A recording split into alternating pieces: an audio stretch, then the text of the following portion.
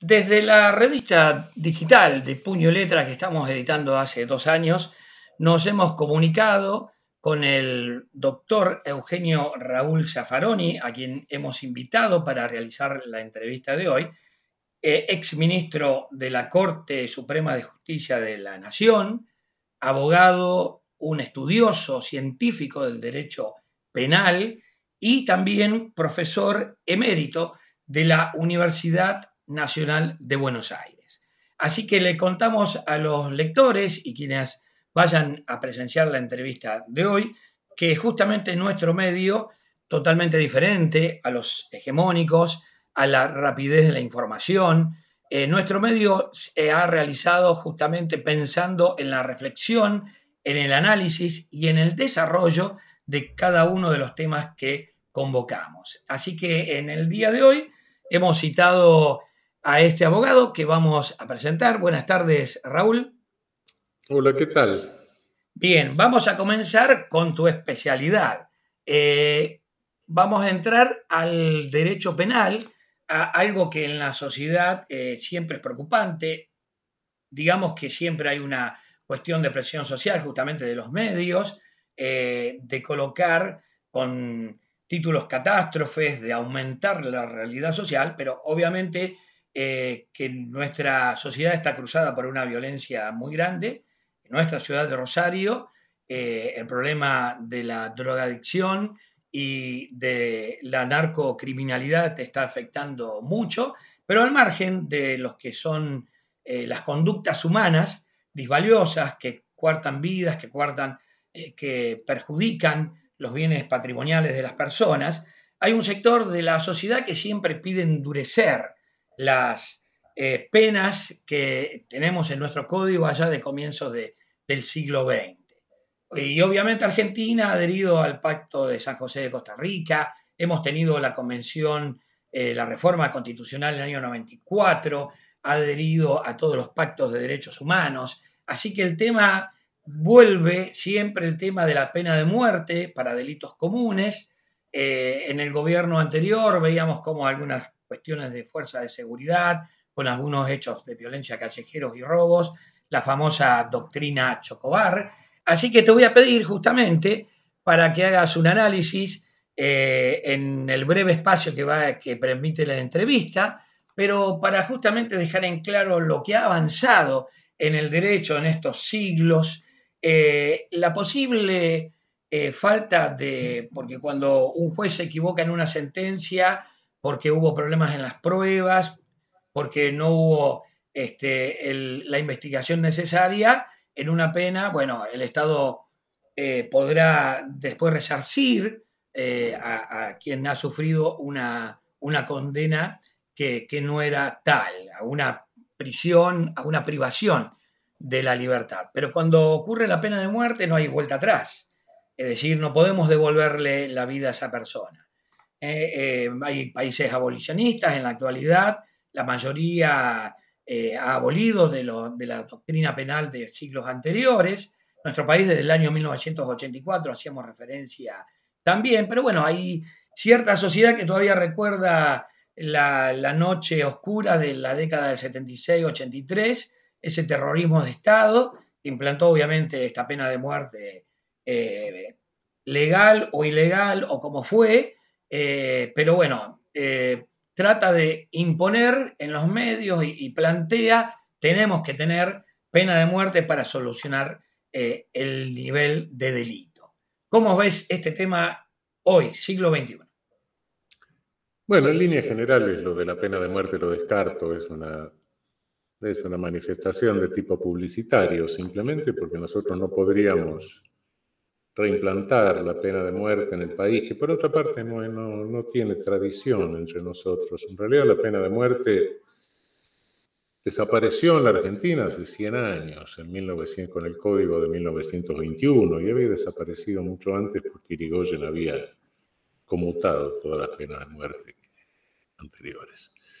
De modo que, es decir, que no se ejecutaba desde, creo que los últimos que fueron ejecutados conforme a código fue el caso de los asesinos de Livingston, si no me equivoco, está por el año 1915, 1900. aproximadamente. Desde que Irigoyen asumió en 1916, no se ejecutó, en 1921 desaparece de nuestra legislación positiva y después se reimplanta en dictadura, pero nunca se ejecutó una pena de muerte, nunca se sentenció tampoco, ni menos se ejecutó una pena de muerte en vigencia de esa reforma de la dictadura. De modo que nosotros no tenemos tradición y por otra parte no lo podríamos hacer sin denunciar la Convención Americana de Derechos Humanos que está en la Constitución, de modo que eso es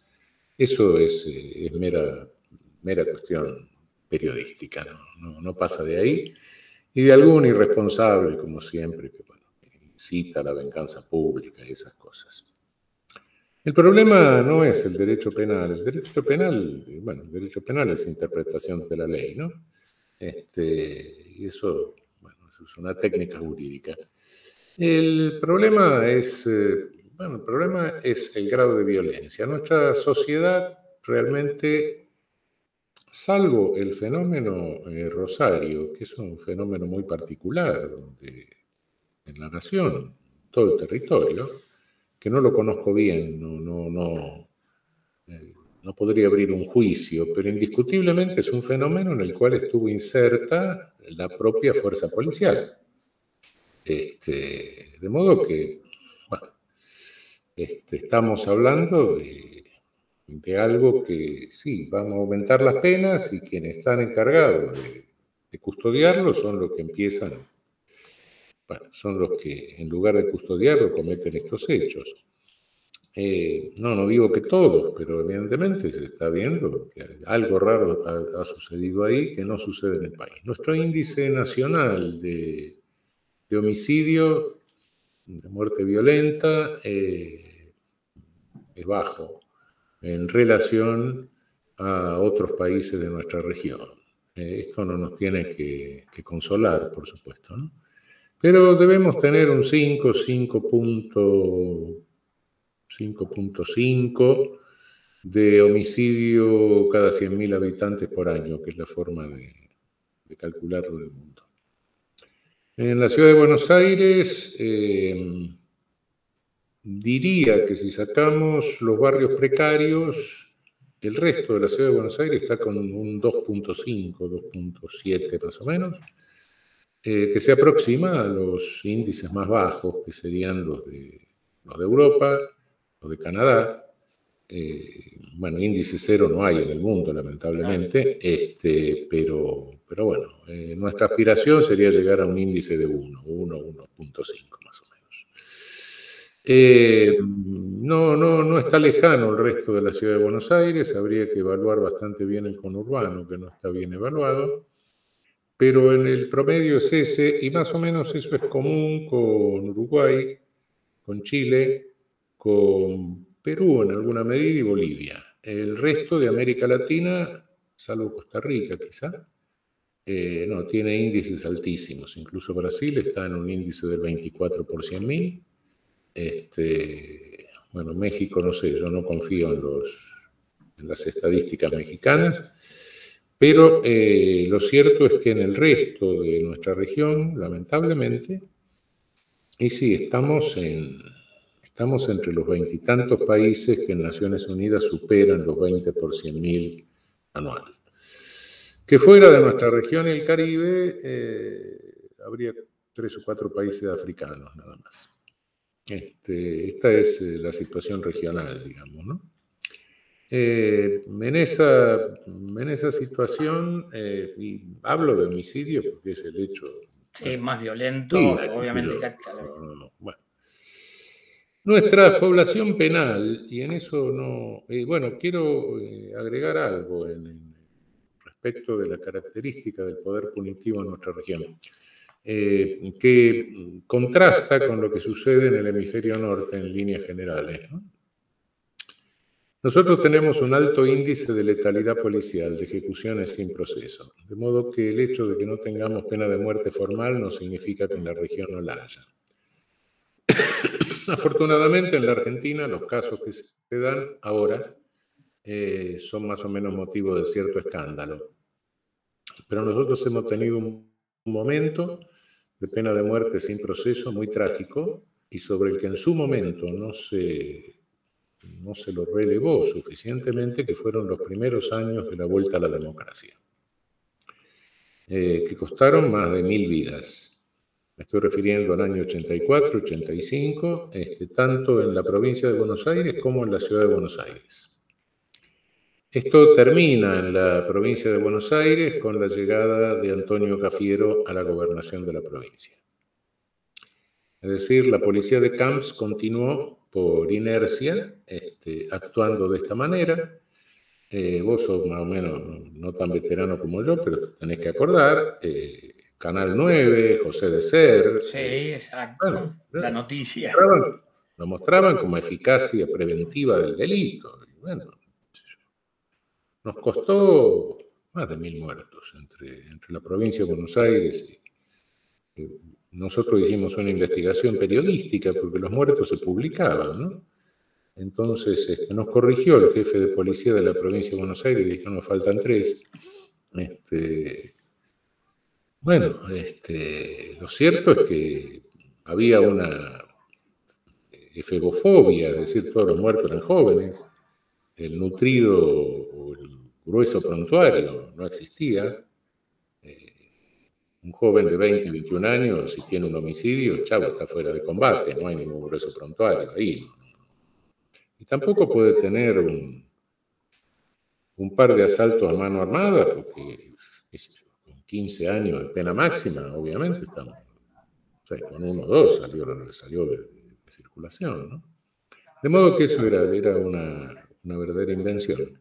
Pero bueno, eso sí, en aquel momento nos costó, insisto, le reconozco siempre a Antonio Cafiero que paró esa mano en la provincia. En líneas generales, nuestra población penal, en eso es bastante análoga al resto de la región, ¿no?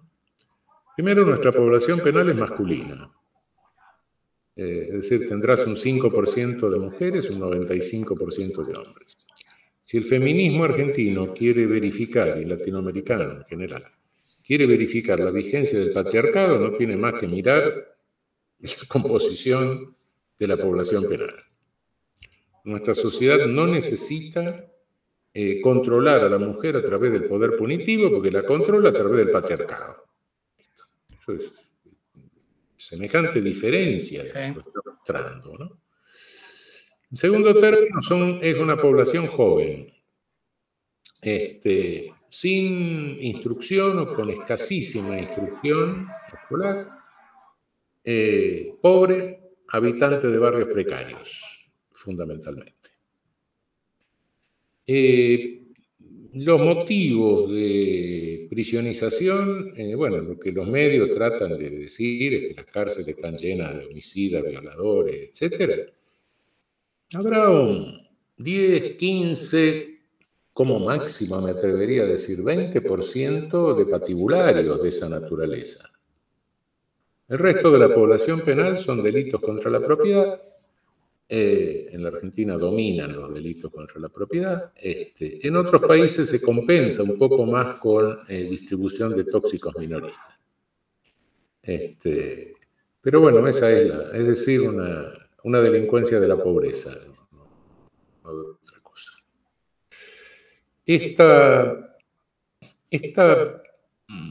Esta masividad en la prisionización cumple una función. Primero, bueno, más de la mitad de los presos de América Latina, y en nuestro país nos acercamos, depende de cada provincia, etcétera, pero más o menos, son presos sin condena, es decir, no están condenados, están procesados, es en función de prisión preventiva. No permanecen mucho tiempo presos, porque bueno, como los delitos estos contra la propiedad, muchos sin violencia incluso, bueno, no son delitos de extrema gravedad, prácticamente cuando se los condena, si no agotaron el término de la pena o están por agotarlo, bueno, son susceptibles de algún beneficio de salida. Entonces ahí hay una puerta giratoria, y sí, la puerta giratoria es porque no están imputado o acusado de grave delito. Si fuera un homicidio, no sale, se queda 20 años adentro, 15. No, no. Entonces sí, hay una población flotante que entra y sale con estas características. Nuestras cárceles, en la Argentina un poco menos, pero en otros países, Brasil, bueno, terrorífico, por superpoblación se van degradando a campos de concentración. El número de presos aumenta en América Latina, pero lo que no aumenta en la misma proporción es el número de funcionarios. Es decir, que el control interno del orden prisional queda en manos de los propios presos, es decir, de bandas de presos. Es decir, manifestaciones, quienes pueden hacer eso son bandas que tienen una manifestación más o menos de delincuencia más o menos organizada. Este orden interno somete al resto a condiciones de servidumbre, incluso los jóvenes de servidumbre sexual, unas condiciones bastante humillantes. Y bueno, la inmersión en esa institución total durante un tiempo, 1 año, 2 años, 3 años, 4, ¿qué función cumple en la realidad? Bueno, la función real es exactamente la contraria de la que pretende atribuirle el derecho de ejecución penal, ¿no? La resocialización, la reinserción, la repersonalización, la reeducación y todas las re que se puedan ocurrir. Hay una re, sí, pero es la resubjetivización como asumiendo el rol desviado. Es decir, el tipo entra como yo robé, yo afané, y sale como yo soy chorro, yo soy ladrón. Asume el rol desviado. ¿Y cómo asume el rol desviado? Porque adentro tiene que incorporarse a la sociedad carcelaria y necesariamente tiene que incorporarse a alguno de los grupos internos y convivir con ellos durante ese tiempo, con lo cual introyecta la pauta de conducta del grupo. Y esto hay que hacerlo porque, bueno, si uno no hace eso en la cárcel, recibe una puñalada en el baño, ¿no? De modo que es una especie de entrenamiento que se hace dentro de estas prisiones deterioradas, de estos semicampos de concentración. Es una especie de entrenamiento para la reincidencia. Normalmente el homicida no reincide. Es muy, muy excepcional que suceda una cosa así. El homicida es un buen preso, por lo general, es muy curioso. Y no hay reincidencia en homicidio, pues, por lo menos en nuestro país, y salvo que hubiese, bueno, algún país donde hay sicariato, pero nosotros eso no tenemos.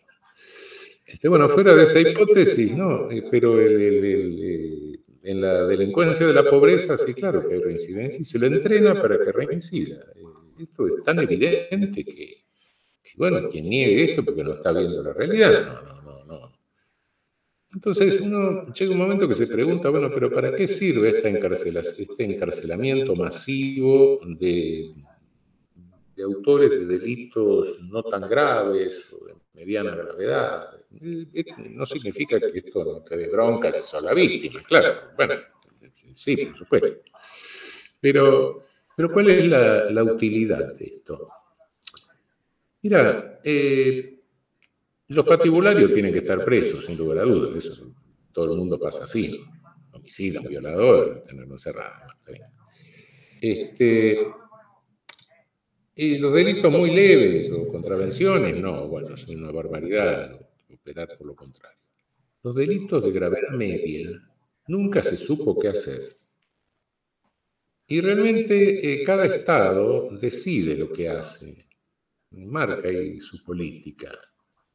Esto es lo que te explica las diferencias entre los índices de prisionización, diferencias enormes entre índices de prisionización que encontrás en países que son vecinos. Es decir, Estados Unidos es campeón de la prisionización. Y al lado está Canadá, que tiene uno de los índices más bajos del mundo. Rusia es la otra campeona de la prisionización. Y al lado está Finlandia, que tiene el más bajo de todo el mundo. Y los dos se emborrachan con vodka, qué sé yo. Entonces, la pregunta que uno se hace es decir, bueno, ¿cómo se explica eso? Y se explica qué sucede. Los canadienses o los fineses están soltando a los homicidas, a los violadores. No. Simplemente adoptan una política diferente respecto de los delitos de mediana gravedad. Es eso. De modo que cada país tiene el número de presos que se le da la gana. Salvando que, bueno, los patibularios quedan adentro, el resto es una cuestión opinable. La delincuencia molesta realmente, nunca se supo bien qué hacer, y es el gran problema de la política criminal.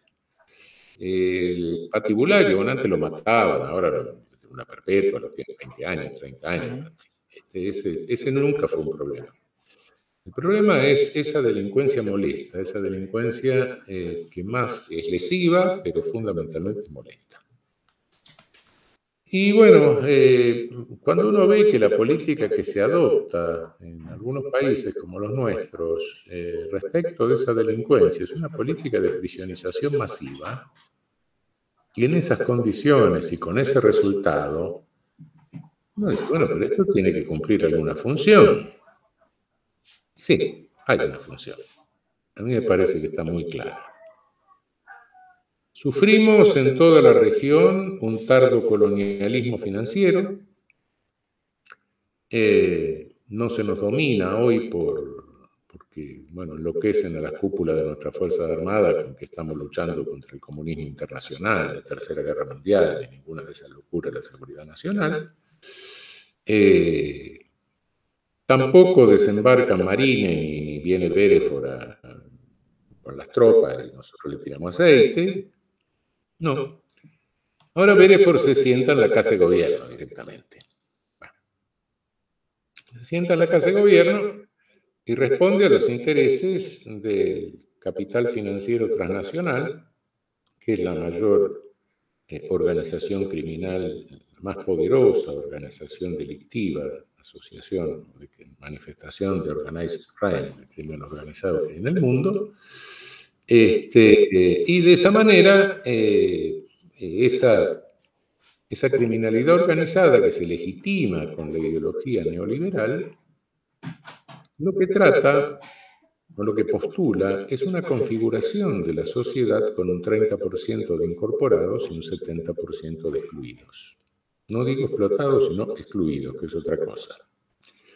En el viejo capitalismo podía hablarse de explotado, bien o mal, bueno, era discutible. Pero hoy se habla de incluido y excluido. El excluido es alguien que está de más. Y por ende, bueno, pero hay que contener ese 70% en ese proyecto de Sociedad 3070. ¿Cómo se lo contiene? Mira, hay algunos compañeros y compañeras que se quedaron en el siglo XIX y creen que se lo va a contener con los cosacos del zar, con los tanques de guerra. No, el zar ya no existe, los cosacos tampoco, y los tanques de guerra no tienen nafta. No. Hay distintas formas de contención y tampoco es la violencia directa. Y una de las formas de contención, una de las más importantes formas de contención es esta. Lo soltás al pibe ya suficientemente deteriorado en estos campos de concentración y ¿qué hace? Vuelve a sus barrios precarios. ¿Y qué hacen los barrios precarios? Afana. ¿A quiénes? A los vecinos. Porque el poder punitivo no solo es selectivo en la criminalización, es también selectivo en la victimización. Entonces, cuanto menos poder económico y político tiene uno, más riesgo de victimización corre. Son más víctimas. ¿Por qué los pobres piden y explotan estos punitivistas de los medios de comunicación hegemónicos, el sentimiento de venganza de la gente, etcétera? Porque son los pobres los que están más victimizados. La clase media más o menos, lo de la cúpula nunca. Bueno, es así. Entonces, no es que vos decís, vos haces una encuesta y vas bajando y decís, no, cuando llego a las clases más pobres ahí, que son más ignorantes, entonces quieren la pena de muerte, etcétera. No, no es que sean más ignorantes, tienen más bronca porque son más victimizados, esa es la realidad. Lo sufren a diario y, Claro.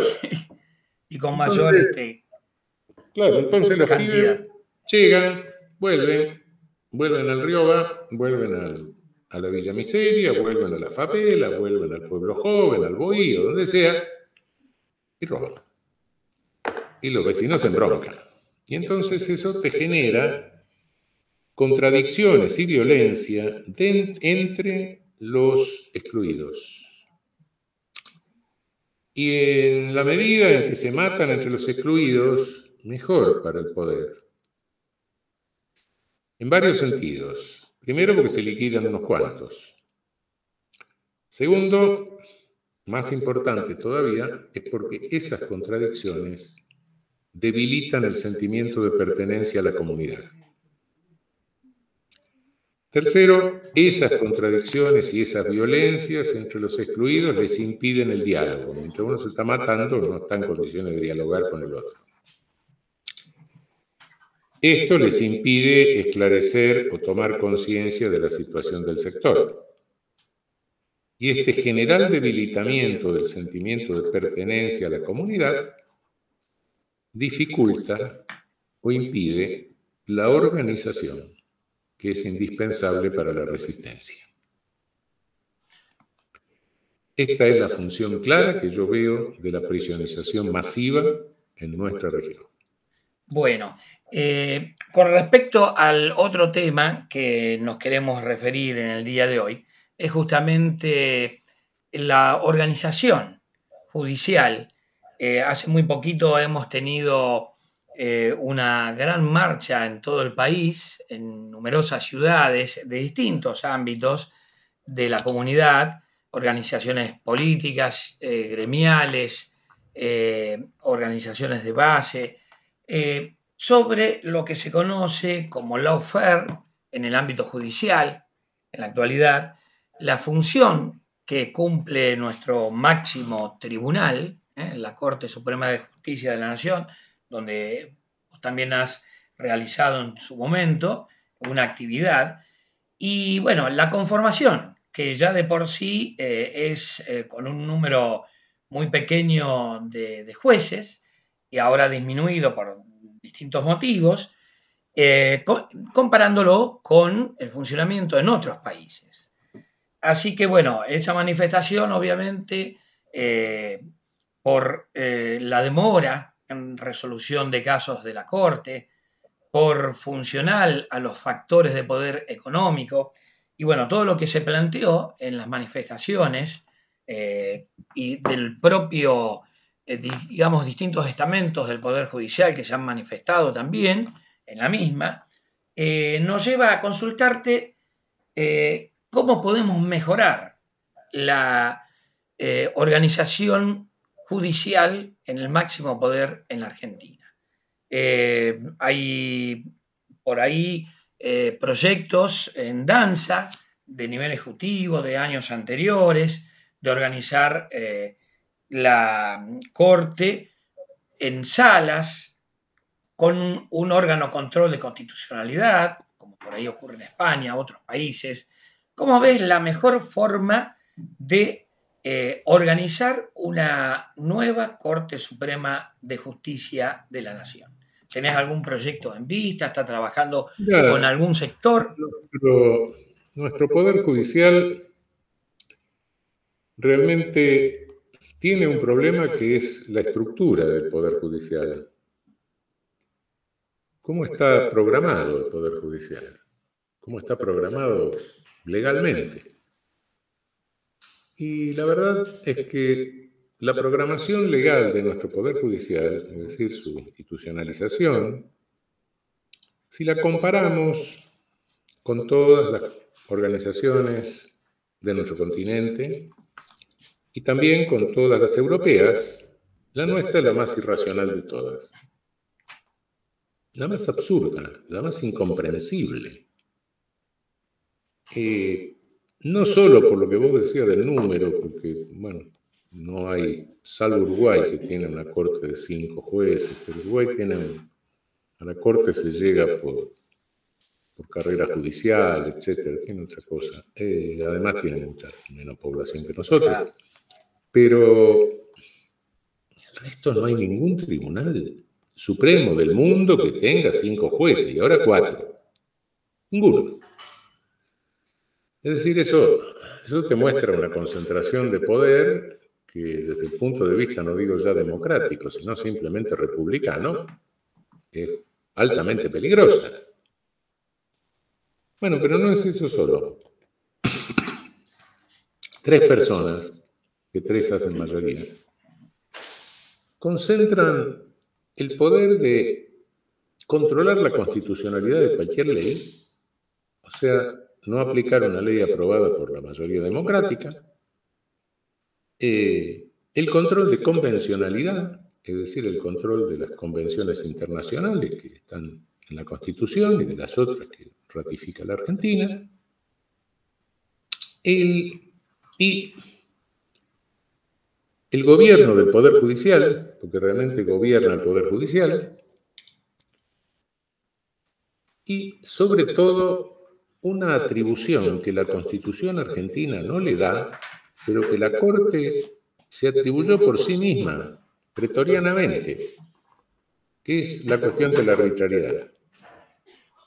A lo largo de 100 años, nuestra Corte, primero por excepción, después por un poquito menos de excepción, después, y ahora por regla, se erige cuando se le da la gana, porque si no ponen el certiorario del 280, se erige en la última instancia de cualquier proceso, de cualquier materia de todo el país. Yo da vuelta a la Constitución de adelante para atrás, no lo dice en ninguna parte eso, no importa. Y hoy hemos llegado a una situación en la cual control de constitucionalidad, inconstitucionalidad normativa, yo creo que nuestra Corte no debe tener en trámite más de 100, 150 causas. No más. El resto es arbitrariedad, de lo cual rechaza el 90 y tanto %. Eso implica que por año tiene más o menos unas 14.000 resoluciones. Yo quisiera que alguien me explique cómo 4 personas pueden tomar 14.000 decisiones y firmarlas. Salvo que sean, no sé, monstruosidad, no sé, una cada media hora. Una máquina. Sin dormir. Entonces, te digo que realmente estuve 11 años en la Corte Suprema y tardé como un año en acomodarme la cabeza, porque en los casi 30 años de juez que tenía antes, siempre que me puedo haber equivocado, seguramente me equivoqué muchas veces, etcétera, pero cada vez que firmaba algo sabía lo que estaba firmando. Cuando llegué ahí yo no sabía lo que estaba firmando. Y no sabía por 2 razones. La primera por razones temporales, que te traían un montón de carpetitas y te decían, estas son remisiones. Entonces uno ponía... Ahora con la firma electrónica será más rápido todavía. Pero no solo por eso, sino porque no conocía la materia sobre la que estaba decidiendo. Vos sabés perfectamente que uno puede conocer, qué sé yo, derecho constitucional. Para declarar la inconstitucionalidad de una ley no se necesita tampoco ser Germán Vidal Campos, basta con tener una idea bastante aproximada, porque una inconstitucionalidad tiene que ser una grosería, no está uno tirando inconstitucionalidad a la marchanta, porque son cosas que institucionalmente son graves. Bueno, con eso la función que te asigna la Constitución, está bien. Pero con la arbitrariedad, que es la ultimísima instancia del país, vos tenés que ser un especialista en la materia. Y Leonardo da Vinci del derecho no existe. No existe el jurista universal que conozca todo el derecho. Es imposible. Cada vez se ha ido complicando más. Bueno, naturalmente, es gente que le dedica su vida a una materia. Entonces, bueno, puede ser que vos conozcas algo de derecho constitucional, más o menos, que seas un especialista en alguna otra materia, que te hayas interesado en otra un poco, y ahí se te terminó el conocimiento. Bueno, no, acá parece que nosotros suponemos que un ministro de la Corte pone la mano en la Biblia y por ese hecho le baja el Espíritu Santo y le da la ciencia infusa de todo el derecho. Por ende, esto ya desde la cúpula empezaba a haber un desastre. Te diría que, dado que nosotros en la Argentina tenemos un nivel de conocimiento jurídico en general, lo académico, etcétera, bastante respetable, si mirás el Poder Judicial desde abajo, no funciona tan mal. Si lo mirás desde arriba es una catástrofe. Y eso de que no funciona tan mal desde abajo es justamente debido a este nivel técnico que tenemos en el país, técnico jurídico. De cualquier manera, esto que te digo así, te lo relato de esta manera, de esta forma, vos te pasan papelitos, uno firma los papelitos, así mecánicamente, después, cuando hay 3 firmas, se pasa al pleno, y entonces se firma mecánicamente en el pleno, con un papelito que te dice firma fulano sutano, firma mengano, todas esas cosas. Cuando terminás el pleno le preguntás al secretario, ¿firmamos algo trascendente hoy? Porque me van a preguntar los periodistas y no sé. Bueno, ese es el funcionamiento de nuestra Corte. Entonces, no estoy hablando de personas, vos podés hacer una manifestación contra 4 personas, qué sé yo, pero estoy hablando de la estructura directamente. Esto es loco, esto es irracional. No funciona así en ningún país del mundo. Entonces, bueno, si vos haces una manifestación contra 4 personas, no digo, bueno, está bien, no voy a salir a defender a nadie. Son los que están hoy. Son los que están hoy y bueno, llegaron de una manera también, pero bueno. Pero si han llegado y si incurren en un abuso de poder, es porque hay un agujero institucional que permitió que eso sucediera. Entonces, bueno, si no cerramos ese agujero, vamos a cambiar 4 por otros 4, o 5, 7 o 9, y vamos a tener el mismo problema. Ese es el asunto. Entonces hay que ponerse a pensar, a decir, bueno, a ver, ¿cómo salimos de esto? ¿Qué modelo podemos adoptar? Bueno, por supuesto, si vos pensás en una reforma constitucional, en una constitución futura, etcétera, a mí me gustan los modelos europeos de Tribunal Constitucional y Tribunal de Casación. Porque en la Argentina tenés otro problema, tampoco unificás jurisprudencia. Entonces vos de un lado de un retén policial sos un delincuente, del otro lado del retén policial te dan una medalla y te hacen un homenaje por la misma conducta regida por la misma ley. Tampoco nuestro control de constitucionalidad es fuerte, porque para lo único que sirve cuando la Corte declara la inconstitucionalidad de una ley es para no aplicarla en el caso. Pero después cada juez sigue diciendo lo que le da la gana. No tenemos el estar a lo decidido, el estar de quisis de los norteamericanos. Y no sé por qué no lo tenemos, porque se lo copiamos a los norteamericanos. El sistema lo arruinamos, claro, no importa. Pero ellos lo tienen. Bueno, la Corte Suprema de Estados Unidos declara la inconstitucionalidad de una ley, chavo, eso es obligatorio para todos los jueces del país. Nosotros no. Bueno, todo esto proporciona una inseguridad jurídica que hace que cuando te consulten como abogado vos siempre digas vamos a pelear tal cosa, pero no asegures el resultado porque no lo podés asegurar. No sabés qué van a resolver, ni quién va a resolver, ni cómo lo va a resolver. Entonces, bueno, entras en un campo de incertidumbre que es inseguridad jurídica, ¿no? Inseguridad jurídica incluso hacia la previsibilidad de lo que se va a resolver. Que, bueno, no agota la seguridad jurídica, claro. Un tribunal que condene a todo el mundo al máximo de la pena también sería previsible, pero no es seguridad jurídica. Pero bueno, la previsibilidad es una precondición junto a otras de la seguridad jurídica. Acá ni siquiera esa tenemos. Entonces, bueno, no hay tantos sistemas en el mundo. Tenés tres. Yo creo que no tenés más. Tres, bueno, dejo de lado algunos sistemas que no tienen control de constitucionalidad, como el inglés, o otros sistemas que tienen un control previo, como el Consejo de Estado francés, pero los que tienen control de constitucionalidad con órganos, y bueno, hay tres sistemas. Está el norteamericano, está el europeo continental y algún sistema que se ha adoptado en América Latina de sala constitucional en la Corte. Son los tres sistemas que hay. ¿Qué significa esto?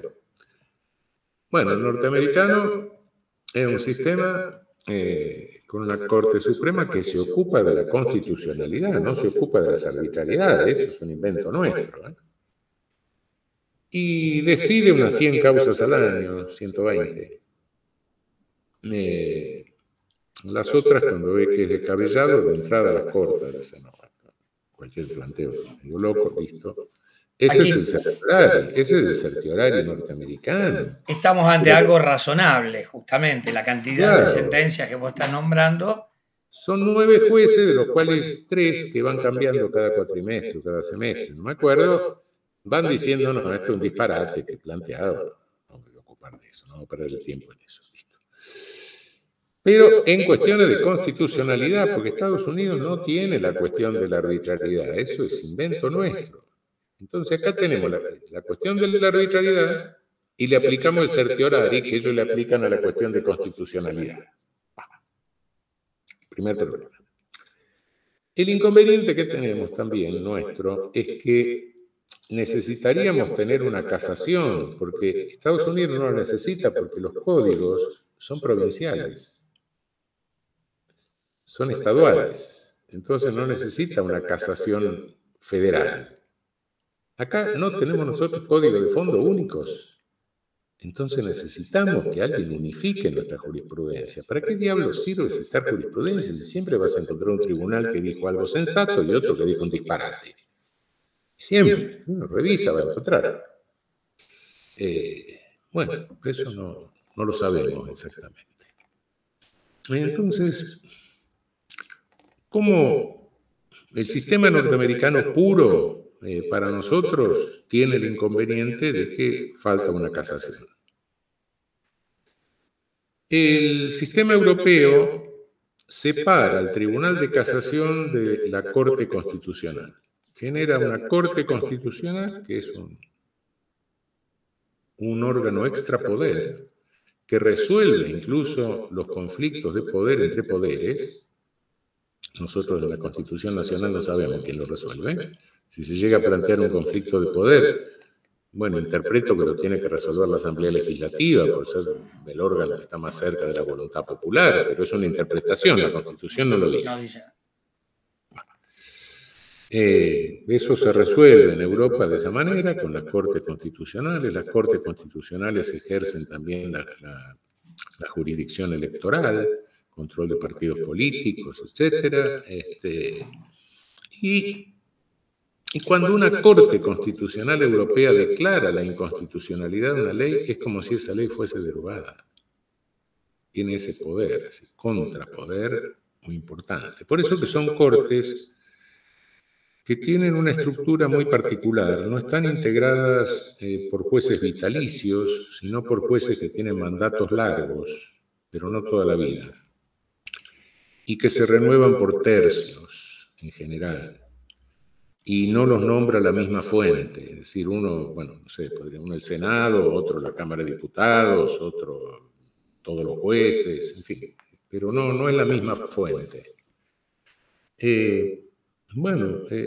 Ese sistema es interesante. Tenemos una Corte de Casación con jueces especializados en cada materia y un Tribunal Constitucional, que es un tribunal político con esta combinación interesante de jueces que van cambiando, nombrados por distintas fuentes de nominación, y que tiene estas funciones. El otro sistema es en algunos países de nuestra región, a veces Centroamérica, pero también en otros países, han hecho Cortes Supremas muy numerosas, no 21 magistrados, 24, con una sala constitucional dentro de la Corte. Las otras salas son salas especializadas que hacen casación. Bueno, nosotros tenemos, excluyo la posibilidad de una inmediata reforma constitucional, por supuesto. En el marco de nuestra Constitución podemos hacer un remiendo, un buen remiendo, tener una Corte, yo no sé si 15, 18, 21 jueces, sí, una Corte grande. Eso daría posibilidad de tener una Corte Federal en serio, con gente de todas las provincias. No estaría mal esa propuesta. No estaría nada mal. Hoy realmente creo que más de la mitad de los que integraron la Corte Suprema entre 1862 y hoy eran porteños o por lo menos estaban formados en Buenos Aires. Entonces, una Corte numerosa permitiría primero eso. Segundo, una Corte numerosa permite la división en salas especializadas, que cada uno sepa lo que está firmando, o tenga los conocimientos para poder enterarse de lo que está firmando. Y tercero, bueno, la cuestión de constitucionalidad. Bueno, que voten los 15, 18, 21, 24. Ah, no, pero esto va a demorar el trámite. Mentira, no demora el trámite. Es una cuestión de reglamentar. Bueno, se plantea la inconstitucionalidad de una ley. Hay tres posibilidades. ¿Es constitucional, es inconstitucional o es constitucional si se la aplica en determinado entendimiento? O es constitucional o es inconstitucional o una sentencia interpretativa. Son las tres posibilidades, no hay otras. Se juntan los 15, 18, 21, dicen, bueno, ¿quién sostiene tales posiciones? ¿Quién tal otra? ¿Quién tal otra? Cada uno nombra un relator. El relator en un mes hace el voto. Y si los otros quieren agregar algo, lo agregan. Quedó algo por decir, quiero decir algo especial, listo. No es cierto que por tener una corte numerosa las cosas se demoren. No. Primero porque lo de arbitrariedad saldría por sala, que sería una casación que podemos hacer de alguna manera, o por lo menos una gran orientación en materia jurisprudencial, y las cuestiones de constitucionalidad que, insisto, no son más de 100, 150. No tiene nuestra Corte muchas más que la Corte de Estados Unidos. Tiene muchas más. En consecuencia, eso permitiría que el día de mañana, cuando nos pongamos de acuerdo para hacer una nueva Constitución, podamos adoptar directamente el sistema europeo. Y entonces, lo único que sería necesario es sacarle a la Corte el control de constitucionalidad y llevárselo a una Corte constitucional. Sin mover jueces, por otra parte, con esa ventaja. Cuando se mueven jueces, pues se crea un órgano nuevo, desaparece el viejo, etc. Bueno, todo eso sabemos que da lugar a la servilleta y todas esas cosas que pasan.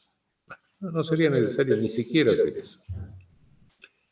Entonces yo creo que no soy el dueño de la verdad, pero creo que esta es una solución bastante racional como parche de momento y en vistas a un futuro donde creo que la institucionalidad argentina en algún momento tenemos que redefinir un poco nuestro Estado, o bastante, bueno, en consecuencia previendo ese camino, ¿no? Bueno, justamente, Raúl, desde nuestra publicación te vamos a convocar, esperemos que podamos hacerlo como ya hemos hecho con otros temas económicos, el caso Vicentina hace un par de años, justamente para analizar esto. También me gusta el tema de la reforma constitucional, aunque no tenemos el momento político, hay que tener mucho poder para poder justamente realizarla, ¿no? Mira, en ese sentido te diré lo siguiente. Primero hay que tener el proyecto, después se pelea por el espacio, porque si no, no sabemos por qué estamos peleando. Bueno, muy bien. Creo que es adecuado lo que manifestás. Hay que estudiar, obviamente, analizar y bueno, justamente eso te decía, unir parte de los dos temas para realizar una videoconferencia online próximamente e incluiría estos dos temas, el tema de la necesidad de una reforma constitucional unido a, obviamente, la necesaria, más que necesaria, y luego de la charla que has brindado hoy, creo que estamos en una situación más grave aún de la que yo pensaba y había visto a través de lo que podemos analizar a lo lejos del funcionamiento de la Corte. Así que bueno, te agradecemos la participación en el día de hoy. Esperemos poder realizarlo en un breve tiempo, esta videoconferencia donde convoquemos desde nuestro medio a la comunidad a participar de la misma por este mismo sistema de videoconferencias de Google Meet, y donde abordemos estas dos situaciones, necesidad de reforma constitucional en el país y la totalmente necesaria reforma a la Corte Suprema de Justicia de la Nación.